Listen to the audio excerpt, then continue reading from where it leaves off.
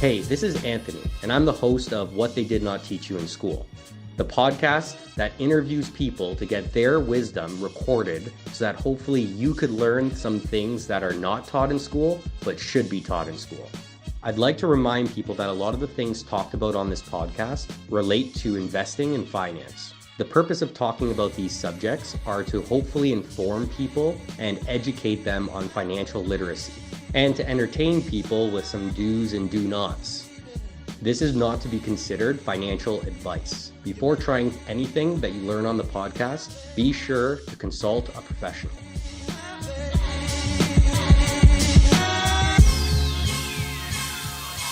Hello, and welcome to this week's episode of What They Didn't Teach You in School. Today is episode 42, and we have Rashel here with us today. I'm really excited about this episode because a lot of people in our network have been asking us not just about how do we grow a business from a financial perspective, but also how do we grow our business from a marketing perspective to acquire new customers, get more brand awareness, and market ourselves so that we can grow our revenue. And how do we do that at each stage of the business cycle? So I'm really excited to have you on today. Thank you for coming. Thanks so much for inviting me. I love talking about all things marketing, and especially there's been so many changes in the D2C space over the last 3 years, lots of ups and downs. So I'm excited for us to get into it and dig deep into all your questions. Likewise. And before we get started, I'm just going to have a word from our sponsors. Today's episode is sponsored by Creator Club. Creator Club is a marketplace that allows brands and creators to get aligned in order to scale a brand's content marketing.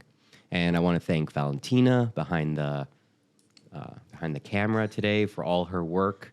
Couldn't do it without you. All right, Rashel, before we get into any kind of details today, why don't you tell us a little bit about yourself? How did you get into marketing? Did you know that you wanted to be in marketing from an early age? What sparked that interest or passion that you have? Sure. So ever since I was young, I always knew I wanted to do something related to business, but have an element of creativity. And I was always really good at psychology and studying what's happening in society. And so marketing just became a natural path for me to take. Honestly, it was either marketing or interior design, and I think I chose well. So I went down the marketing path, but I've been doing this for the last 14 years. I've worked at global organizations. I've worked in finance. I've worked in food and beverage at McDonald's. I worked at Shopify. And over the last 2 years, I've been consulting and working as a fractional CMO and consultant for tech companies and D2C brands. That's amazing. What made you make that shift to going out on your own versus working in a corporation or a business? Well, I think I've been doing corporate for so long. It was 12 years of being in the corporate world, and it was great. And at that time, I thought that's what I wanted, climb the ladder, go to the next step. I was learning a lot from being at these massive organizations, and it was an incredible experience, but I always knew I was going to venture off and do my own thing anyway. And so I think ending up at Shopify, that was the best launching pad for me because I was surrounded by entrepreneurs and I was working with entrepreneurs, and it was just the natural next step for me to take. And was that a hard decision for you? No. Just ripped it. Well, you know why? Because we went through COVID, right? So You had a lot of time, and I had a lot of time to sit there and reflect and think, is this how I want to spend my days? What do I want to do? What kind of people do I want to work with? What projects do I want to work on? What am I really good at? And so during that time, having a lot of time reflecting is when I was like, yeah, this is the right thing for me to do. I'm going to take that leap, and it's turned out to be really great. So how long have you been doing that for now? Just over 2 years now. Wow. Yeah. And this is a very... I'm clapping for myself. You made it. 2 years is not an easy feat. A lot of people would have quit by now. So that's good. Well, you know what it is if you, and this is I'm kind of diverting the questions in the podcast for a second, but if you're thinking of trying something, always give yourself a timeline. Mm-hmm. And if you nail your goals within that timeline and things are going well, then continue. And if not, then change your path. And so that's what I kept putting in front of myself was different markers, and I kept hitting those goals, and it just felt like the right thing to do. I love that. How did you learn how to structure yourself as a CMO? Did you take a course or something like that, or did you learn it on your own? Yeah, I mean, because I've been in the marketing space for so long and I've worked at different organizations, I've done all sorts of marketing from consumer insights to social media to web to literally every end-to-end marketing. And so And I've also built teams as well. And so it just felt like the natural progression for me is I noticed in the market, there's a lot of businesses that can't afford to have a head of marketing full time. They can't afford to give them equity. They can't afford to pay them the bonuses, but they need that person. And that's where my skill set comes in, is I have the right soft skills and the hard skills to work with these startup founders and say, let me take this off your plate. You are, chief product officer or operations person or CEO. You don't need to be worrying about marketing. I'll take that from you and I'll work on marketing. I'll help you build a team and help you get your go-to market strategy ready. I think it's so useful. As you probably know, I'm a fractional CFO, and I work between 13 different businesses in varying degrees, some at a higher degree, some on a very low degree. And I've been doing that for 3 years now. And I don't think that, and I advise a lot of my clients to get fractional CMOs because I think it's so important to have someone who's competent, experienced, and accountable as like a strategist to like oversee the marketing department of a company. And you really don't need a full-time CMO until maybe 7 million, 10 million a year of revenue, I think, depending on the company. Yeah. And, but you do need somebody who's experienced, because a lot of startups either use someone who's junior or hasn't been there to like lead the marketing team. Yeah. Just because it's like affordable to hire them full time to do it, right? Yeah, and then that's where you see an issue oftentimes, because they'll say, we have an amazing executor, but this person needs guidance. Right. They need support. They're often doing too many things at once or not focusing on the right things that are going to move the needle. And so that's where you bring in a fractional person like me to say, hey, you guys are doing 10 different things. Maybe we should only focus on 4. And then with these 4, this is how we're going to branch out. And that's where the focus goes. Exactly. Why don't you tell us, for people that don't know, what does a fractional CMO do? Yeah. So a fractional CMO is essentially someone that you will hire on a part-time basis. They're not a full-time employee. They're a consultant that'll work with your organization. Their role is to come in and lead your marketing and make sure that your business is accelerating and that your marketing is growing. Oftentimes, there's different services that'll come in under a fractional CMO. So, for example, for me, I lead the teams, but then I also help with hiring and bringing in the best resources, bringing in freelancers. And essentially, you're basically handing the keys to an honorary team member that gives you a limited amount of time per month that they work with you. Amazing. Thank you. So a lot of our followers, they are entrepreneurs themselves. They run e-commerce companies, professional services companies, product companies, et cetera. And they have been listening to the podcast in order to learn more about like what's the latest in marketing and how can I like use these tips in order to scale my business. So we're going to be talking a lot about scaling a startup during this podcast. But from your experience, let's look a little bit in the past. So obviously it was the pandemic, which kind of, we're allowed to swear on this podcast, fucked everything up for business owners. But also it accelerated a digital adoption that now, before 2019, it was like, oh, does this social media thing actually work? But now it's, I need this social media thing. So we saw that kind of trend. But what other trends have you seen over the last like 1 year that are causing challenges for businesses during this time from a marketing perspective? I think the biggest challenge right now is just what's been going on from an acquisition standpoint. The cost of advertising is so expensive. So you're actually seeing a lot of brands that were going heavy during COVID and spending a lot of money and generating a lot of sales from the money that they were spending. It was a beautiful time. If you started a business 2 years ago, good for you. It's like you've accelerated, no problem. For anyone who's starting now, though, it is a different world. It is expensive. The economy has changed. Consumers are pulling back how much they're spending, and also brands don't have as much money to spend. The cost for shipping has increased.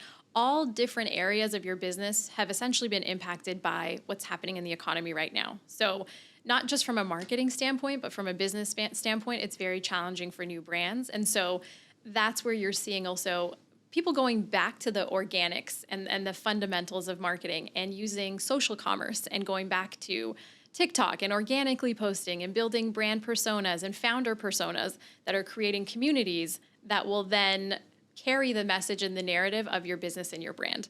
Not to say that no one's advertising anymore. Everyone is. We all are experimenting on it, but it's not as simple as it was 2 years ago. Your CAC that may have been $2 or $5 back then is a lot more now. That's amazing. Well put. So for those that don't know that word CAC, what does that mean? It's basically your cost of acquiring a customer. So, can you explain that a little bit? Yes, I can. So you're essentially looking at how much money you're spending. So let's say you're putting ads out on Meta and you're spending thousands of dollars, but your sales are netting out to be very low. And let's say I put $10 out and I only get one customer from that $10. That was the cost of acquiring that one customer. So $10. Yeah, like simplifying it in that way. Yeah. I mean, you can put $1,000 and get 10 customers, and then you know what the cost is of that. But essentially, that's one of the big markers and things that I look at and suggest any brand founder or owner looking at is how much are you paying per person that's coming to your website, so for your traffic costs, as well as your cost of acquisition. And then, what's your bounce rate? So for anybody that doesn't know, your bounce rate is essentially the number of people that leave.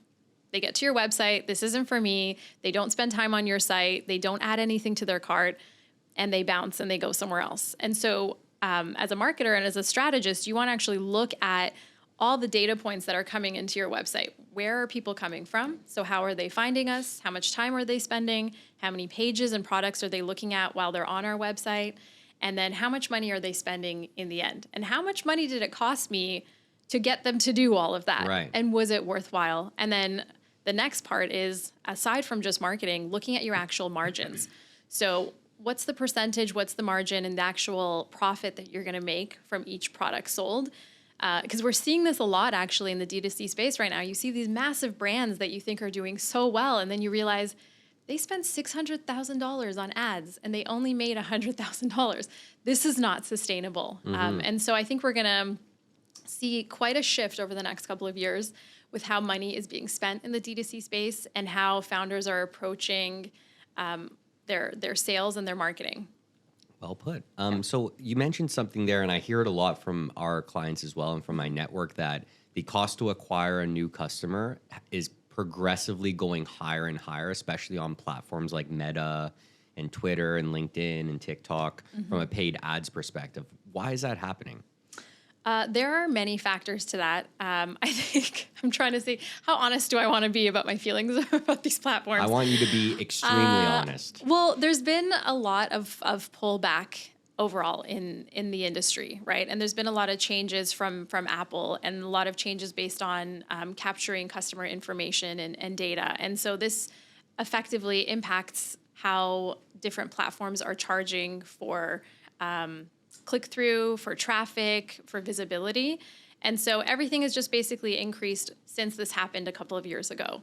And so my advice to founders now is look at building a community. And I think this might be a question further on, but look at building a community around your brand of advocates that are so leaned into the product that you're building. They want to see you succeed as a founder. And so that you have this group of people that you can go to frequently for feedback, for advice, for polling of what product you should develop next, so that you don't waste your time just putting out ads. And then, like when your funnel is super small, you're not really going to get as much back from the money that you're spending. There's a lot of things you can do organically that are free that really just cost your time. Amazing. Thanks. Okay. So what's some channels that you're looking at right now and that are emerging that you think are really interesting? I definitely don't think this is emerging, but TikTok is the biggest one right now. I don't see anything else that's able to beat the volume of traffic that TikTok gives you. The algorithm is incredible. Even more recently with the organic content that you're posting, I'd say over the last couple of weeks, we've seen a dip in the views. So something's going on with their algorithm right now. They're playing around with it a little bit.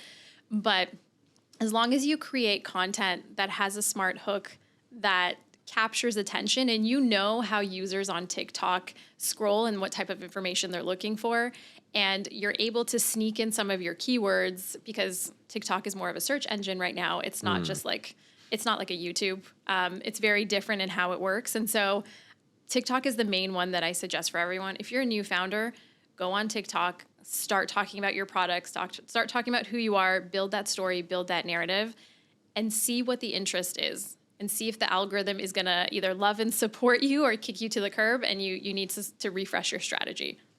Okay. Yeah. Do you use TikTok? I do. Yeah, I'm not. My problem with TikTok is that I go onto TikTok and then I'll start scrolling and then I'll look up and it was like an hour later. Yeah. dangerous. It's so I try very not to. dangerous. I have a one of those like app limits on my phone that stops me at 15 minutes. Yeah, I have the same. Yeah, because it's a dangerous platform. The only problem though is when you ignore that 15 minutes. I do all the time because I'm like, oh, just 5 more minutes, Yeah, five more it's minutes. like a snooze button. It doesn't Yeah, mean anything. Yeah, But yeah. right.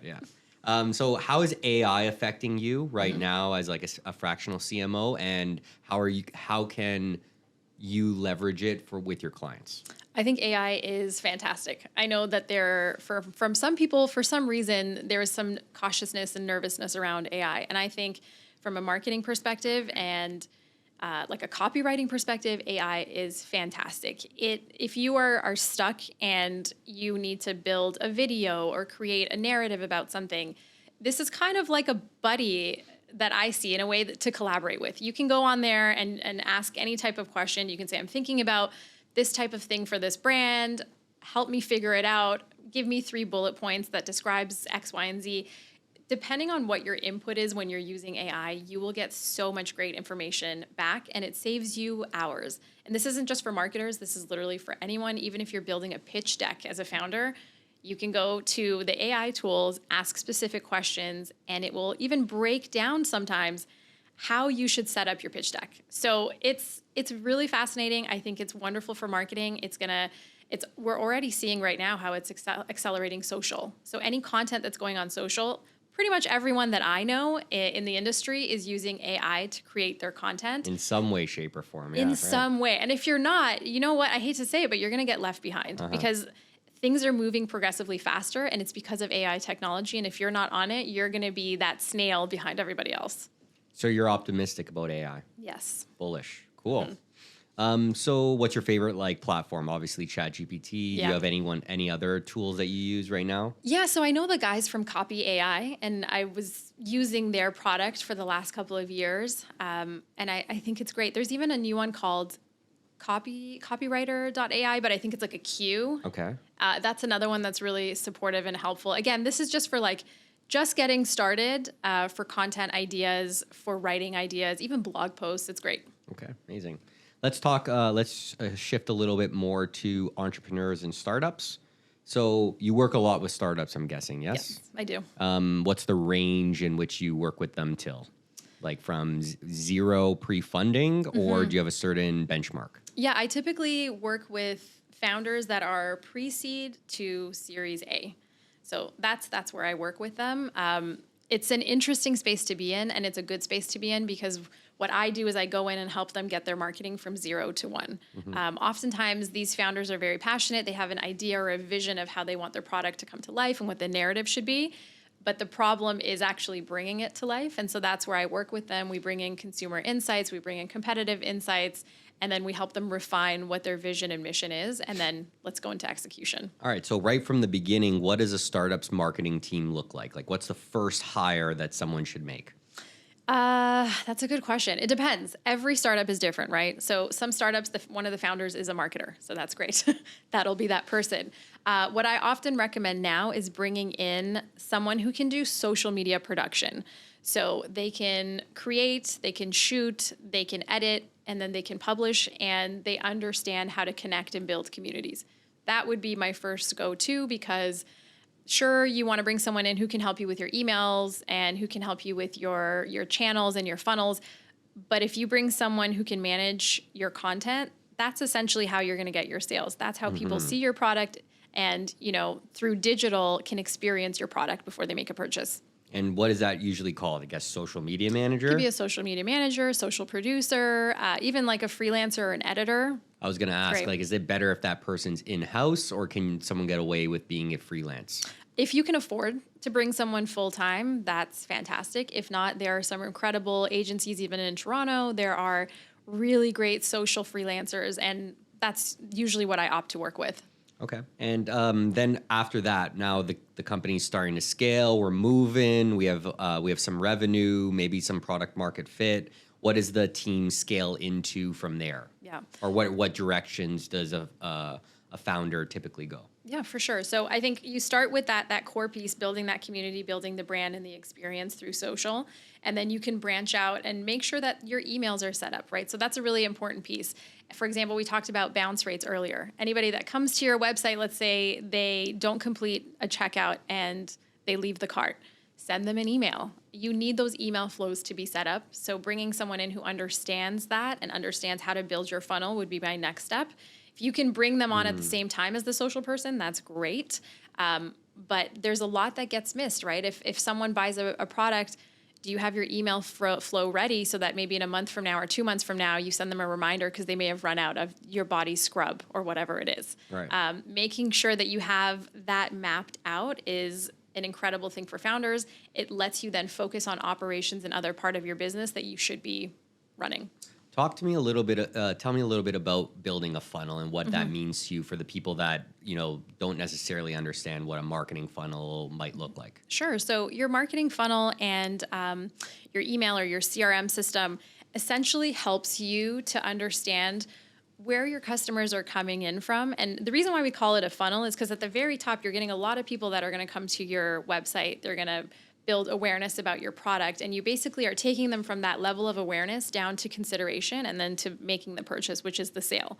And so in order for us to do that, we have to understand, number one, what's the frequency? How often does someone need to be exposed to my brand and my product before they actually make a sale or they want to buy? It could be a frequency of 3 per week. It could be 2 per week, et cetera. But we need to understand their behaviors as consumers. Once we have that and we start to navigate on our website and we're looking at the pages that are the most popular, the products that get the most click through or the most time spent on them, then you can start to build out, okay, these two here look like my star products. How do I then take them through social, take them through email, and then continue to promote those products and get people to the consideration stage before getting them to purchase? So your funnel is really, like I said, your awareness, your consideration, and then your purchase at the bottom.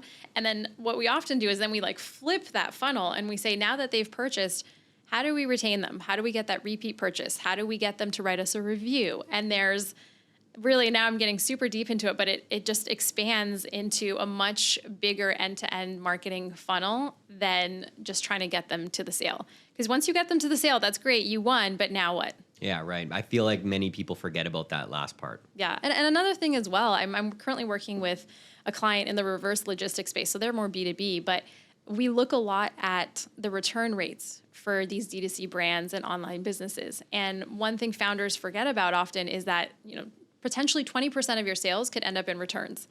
So from an operations perspective, how are you managing that? From customer service, how are you managing that? Interesting. Okay. So I wanted to also ask about, obviously you could hire people in-house. Yep. You can hire freelancers, you can hire agencies. What's the pros and cons of all three of those? When do you advise on the people that you work with to use each option? So I usually go for the freelancers first because I think that's the best way. You bring people in that have experience working on multiple different brands. They understand how this all works and they know where to come in, especially the freelancers and people that I work with. They come in, we can say, we need to do X, Y, and Z. They understand the task. They've done it for 50 other brands. They're very fast, efficient, and they're great. And they also bring really good ideas because they're so tapped into what's happening in the market. Because they're able to see patterns with other clients that they're working with, et cetera. Absolutely. They have visibility into what's going on. And so that's why I love working with the freelancers. Agencies, I think, are good when you're at if you have the cash flow. Let's just say it that way. If you have the cash flow and you're starting a brand and you're like, hey, I have $60,000 that I can put into a brand agency that's going to help me get this thing off the ground, that's great. But a lot of founders are bootstrapped and they don't have investors and they haven't done a friends and family round. And so they can't spend that kind of money. Yeah, because agencies are way more expensive than freelancers typically. Yeah, absolutely. Yeah. So that's how I differentiate. I usually go the freelancer route. And then if you have the funding to hire someone full-time, that's great too. Because when you bring someone full-time, they will essentially give you more. They're more dedicated, hopefully, to your business and your product. And you can grow with them and they'll be a team member and hopefully you can get them to a place where they're doing such great work that you give them equity and they're there for the long run. But that's how I separate them. And my first step is always let's go with the freelancers if that's what you can afford. Got it. Perfect. Yeah, because I see that like freelancers can go really narrow and niche into like a specific task or responsibility that you need, where an in-house person can go more like general and also just like full-time kind of thing. Like they're dedicated to you.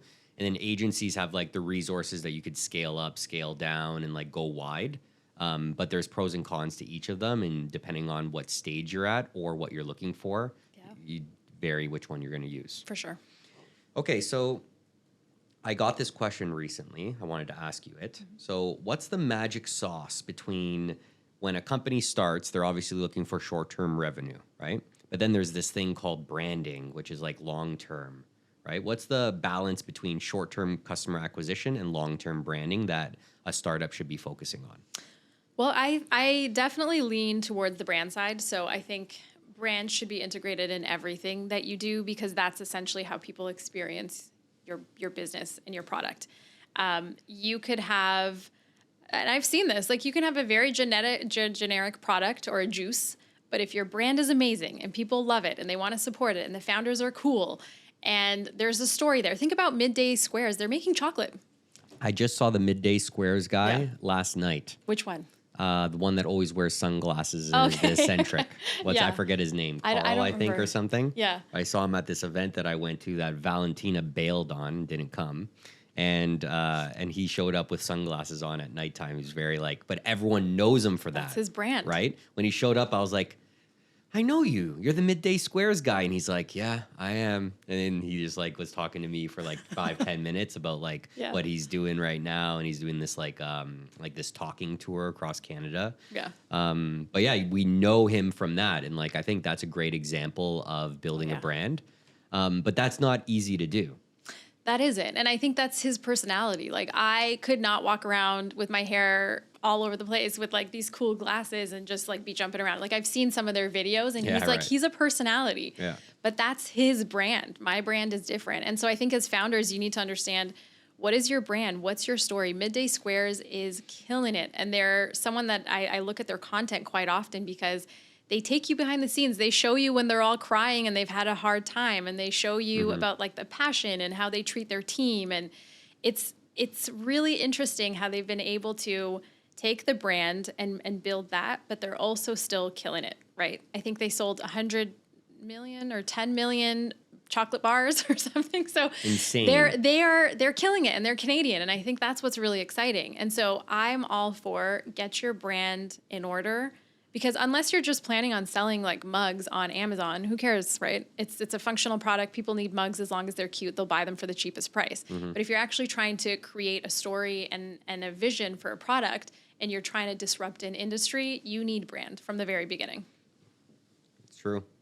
One thing that I want to just ask a little bit of a follow-up to that is, to build brand from the beginning, what's an approach that a startup can take when they're most entrepreneurs are, we need revenue, right? Or they're thinking about their product and how do we build our product, et cetera. Typically, I see that brand or brand building is put to the side when they're so focused on developing a product to hit a milestone or to try and generate the most revenue possible in the short term, which usually is through like paid ads or like sales. Yeah. How do you hone them back and say brand is important when there's these other priorities? Yeah, this is a really great question, because this happens quite often, right? There's also that as a business, you need to make sales. That's why you're in business, right? Otherwise, you could just, spend your day at the beach. So definitely when it comes to brand, I think it needs to be woven into all areas of what you're doing. If you, for example, I have a body care brand and we're very yellow, and that's our branding, and it goes across everything. It is something that identifies us, that when you see it, you connect it with who we are. And so this is a very early foundational step. It doesn't even need to take too much time, where it's just like, let's answer a few questions. Sometimes I do this with founders on like a page where we talk about like, what do we stand for? What are we trying to do? What's the brand? What do we want to say? How are we bringing it to life? What do we feel like? What's our personality? Great. That's like it could be a 30-minute exercise, as long as everyone in the room agrees on the direction that we're taking this and what the brand means. And from that, then you just take it into a space where it becomes more visual. So like creatively, how does this come to life? If you're talking about they spend so much time building these products, Well, if the products aren't visually appealing, packaging and design is such a big part of selling in the D2C space. Right. If that doesn't match up to your brand, it feels a bit dysfunctional and that cohesiveness is not there. So if we can just take one step back, finalize a few things that founders may not be thinking about, then we can take 3 steps forward. And while you're doing your ads, no one's telling you to pause them. While you're doing your ads, let's just update the assets and the creative. Let's update how we talk about the products. Let's go back to some of the consumer insights and see why customers would actually want to buy your product at this particular price point. What's so special about it? Put it in those ads, put it in your TikToks. All of this ties back to branding. And I think oftentimes there's a misconception that branding is just like the pretty ribbon on top of what you're doing. But if you think about it in the right way and in a strategic way, it actually can impact everything from how your customer service responds in their emails as part of your branding to what your ads look like. Yeah, 100%. I think what you said there about sometimes you just have to take one step back and not be so eager to just get going. Yeah. And that'll actually save you a lot of time and money in the long run. Absolutely. So. All right, so a lot of our listeners are entrepreneurs. Let's shift gears to some entrepreneurship tips, tricks that you might have, as you probably work mainly with the founders of the companies that you advise on, correct? Mm-hmm. Okay, so what are some challenges that you've seen entrepreneurs facing over the last 2 years that you've been working in the space in scaling a company from like 1 to 3 people to 10 people plus? There's a lot there. I think it comes down to communication being everything. So if you're a founder and you're used to just talking to these 2 people and now you have 7 more people, it can become overwhelming very quickly if you don't have the proper, and I hate to say this, but like the proper hierarchy in place. So as the founder, who are like the 3 people that are your core team, and then who do they support and who reports into them?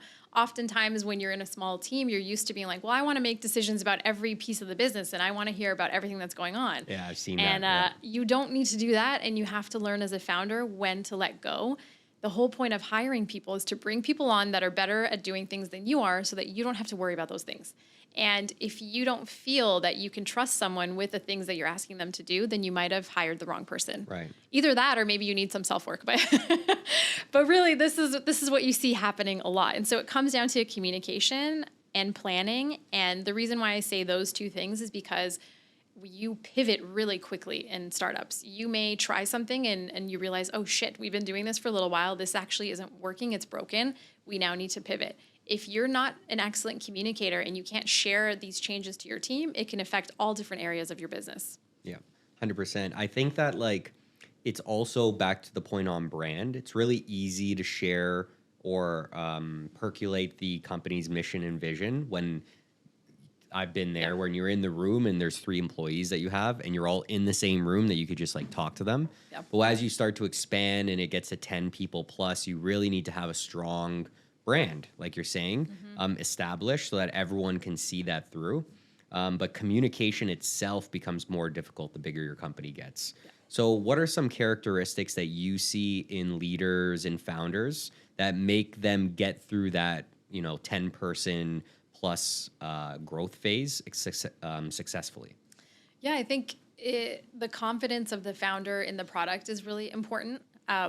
Not saying that founders can't have imposter syndrome. Most founders I know do because they know they're not superheroes, but they are so confident about their product and their mission and what they're doing that they're laser focused. And so that helps them to maintain the vision, because that's your job as a founder. Maintain the vision for the company and bring everybody else along and get them to buy in on that vision. And how do you do that? Proper communication, proper training. If you need training, oftentimes founders do. And so that's where they hire coaches as well to help them figure out what are their blind spots and how they can improve as a leader. I have a business coach. He's been with me for 2.5 years now. There you go. And he's like so important to me. He's like 60 years old, wise man, gets me on like a values level, but also has been there with business.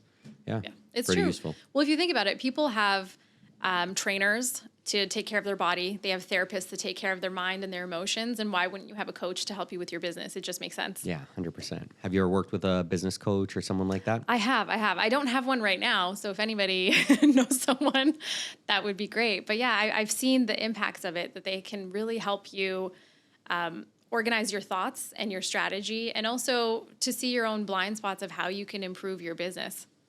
Agreed. Like even the best, I used to have a mentor when I was younger and in my early 20s when I first got started out. And he said, well, even Sidney Crosby has a hockey coach, right? So, and he's like, back then he was the best in the world. He was, yeah. And he's still really good, but Yeah. like back then he was so dominant. And so even if he has a coach, there's no reason why, even if you think that you're a really good and competent entrepreneur, that you can't have one. Yeah, even Tony Robbins has a coach. So Yeah, there you go. Even I've coaches heard that. have coaches, yeah. Even coaches have, even psychologists have psychologists. So Yeah. that's okay. Do you have any tips or thoughts on balancing work and life as a founder, working with so many of them and being one yourself? I think one of the biggest things is the inability to shut off. That's the biggest problem. And I also think that when you're an entrepreneur, it's a very lonely thing. So number one, build a community with other people that are also doing similar things to you so that you have people that can relate to you. If you're an entrepreneur and you're going to your friends that have a 9-to-5 or work for the government, they have no idea what you're going through and they can't empathize with you in the way that you're looking for. So in order for founders to have a healthy life, I think it's important to also have friends or coaches or people in your network that you can go to for advice so that you feel like someone else has your back and understands like the pains that you're going through. But it also then enables you to shut your brain off when you're with your family, with your friends, when you're on vacation, which is a big problem. Very difficult to do, myself included. Like after a long day of work, it's hard for me to just be like, oh, okay, all that's gone or whatever. Or when I'm on vacation, extremely difficult to just like not check my emails or something like that. Do you have any tricks that you use yourself in doing that? Yeah. So number one, I have like community of people that I go to for advice as my sanity check, which is good to have. But then I also allot times where I have to be off of my phone, and sleep is really important. People don't realize this. They'll work till 1 a.m, then they wake up at 5 and you only had 4 hours of sleep. You're not going to function well. You're not going to think clearly and you're not going to make good decisions. So I myself have certain structures in place where I have to be off my phone by a certain time. I will either read a book, I will journal, or I will do a puzzle. Puzzles are amazing. I started doing a puzzle in the wintertime. I sleep so well after 15 minutes of doing a puzzle. That definitely like takes your focus as well, so you could just totally be in the zone. That's a good idea. I might do that. It's really helpful. And so those are things that I do for myself because like you, if I don't do those things and I'm up on my phone till 11 and I'm thinking and I don't end up sleeping well, and then it affects me the next day, and nobody wants that. You want to have a good, fresh start to your day. Yeah. 100%. How about in regards to like relationships and stuff? You're married. Do you have any tips or thoughts on how to be able to balance that when you're a founder or entrepreneur yourself? Yeah, and this goes even before being married, is find the right partner. You need to find someone who is understanding of how you want to live your life. You need to find a partner who is supportive, who gets you, and who can grow with you. And I think that that's really important, having a partner that is like your co-founder in life. Is this person the right person? Do you want to grow things with this person? Are you guys going to accelerate together? So when you have a good partner, everything else is a lot easier. If you have a difficult partner and you have a difficult work life, it's going to be, recipe for disaster. So I always say before you commit to someone, just make sure that they are the right partner. They get it. They have your back. They understand that they need to be there for you when you can't be there for yourself. I love that. So true. Okay, I wanted to ask, who's a founder, maybe someone you've worked with or someone you've seen in the space that really impressed you over the last 12, 24 months, and why? I think the first person that comes to my mind is, there's two. Okay, so I'll start with the first one. one. You could go with two. I'd love that. More stories, the better. I love good founder stories. 2 female founders as well. Even better. So one of them is Baba, who's the founder of Ceremonia. It's a Latin heritage, clean hair care brand. Okay. And so she started during the pandemic. She used to work at Uber before, and she's been running her business over 2 years. She just closed a Series A. And she's really creating her own path. She's really created excellent products that are clean, so you feel good about putting these products on your hair and your body. She's killing it. She's from New York. And then a Canadian that I often think is amazing, and I'm totally following her journey so closely, is Karen, the founder of Bloom. So they do the superfood lattes. And she has exploded over the last 4 or 5 years since she started. And what I really admire about Karen is her openness about this journey that she's been on. I mean, she even shared her pitch deck She posted it online. I've and was actually like, seen it. Yeah, that's it's right. great. It's amazing. So she's very open. She is a great leader, and I think her product is really disruptive. So Yeah, one thing that I like about how you speak and the things that you value is that you always bring it back to Canada, which is great. I think Canadians need to really support each other more in accelerating our growth as a entrepreneurship ecosystem. So that's amazing. We need more people like you, kind of like cheering on Canada around here. So respects to that. Okay, so we will wrap shortly, but I just have 2 more questions for you. let's do it. First one is, where can people find you, connect with you online? Just look up Rashel Hariri, Rashel Hariri, online, anywhere. So my website is rashelhariri.com, and I'm Rashel Hariri on Twitter, LinkedIn, and Instagram. Amazing. And TikTok. And TikTok. I was just about to ask. And TikTok. Yeah. All right, last question. I ask this to everybody who comes on the podcast. And feel free to take as long as you'd like to explain it, because the more in depth, probably the better. So what is one piece of wisdom that you wish you knew much sooner? This is a good one. I think it just comes down to nobody cares what you're doing. Nobody cares what you're doing, so just do whatever you want. No one's sitting there thinking about your failures or what you're not good at. Just do the things that you want to do them sooner rather than later, and realize that, today we're sitting here in this moment, we're having this conversation, no one else is thinking about us. We're in this room. And I think that holds a lot of people back, and it also creates a lot of imposter syndrome when it's totally unnecessary. Stay in your own lane, focus on your vision, and start as soon as you have an idea. I'm a strong believer that if an idea comes to you, it was meant for you, and you should take that idea and run with it. And the less you care what other people think, the more successful you'll be in life. Did you have an issue with that as you were growing? Yeah, I think definitely in my career, I always felt like I had to make the right move and do the right things and create these amazing campaigns. And it was so much of what I was doing in the corporate world. And then I realized one day, I don't care. And no one else cares. Do you remember that moment? And what triggered it? I think this happened earlier on. I think it was while I was at McDonald's, and we were working on some really big campaigns, and we were in a meeting room, and we were like working late and doing all these things. And then I just had this moment where I'm like, who cares? I'm doing this for myself. That's why I'm here. That's why I'm putting the time. It's not for anything else or anybody else. It's for my growth. It's for my learning and for my career. And then I kind of used that and carried it forward as I went into Shopify, and then did my own thing, because I feel like that's what actually stops people sometimes. If you're in a 9-to-5 job, but you have a vision of creating this brand, and you're so scared to take the leap because you think people are going to tell you you're crazy. You have a stable job. Why are you quitting? What are you doing? You need to cancel out the noise and just do what's right for you.